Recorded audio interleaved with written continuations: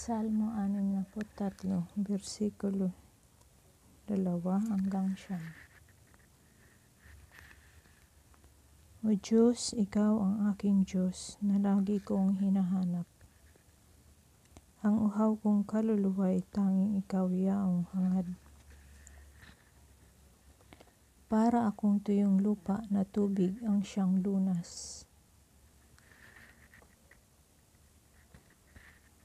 Bayaan mong sa santuaryo sa lugar na dakong banal. Ikaw rooy mamasdan ko sa likas mong karangalan. Ang wagas na pag-ibig mo'y mahigit pa kaysa buhay. Kaya ako'y magpupurit, ikaw ang pag-uukulan.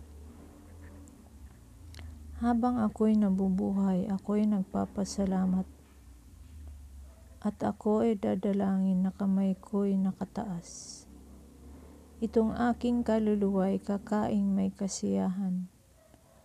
Magagalak na umawit ng papuring iaalay. Laman ka ng gunita ko samantalang nahihimlay. Magdamag na ang palaging iniisip ko ay ikaw. Pagkat ikaw sa tuwina ang katulong na malapit.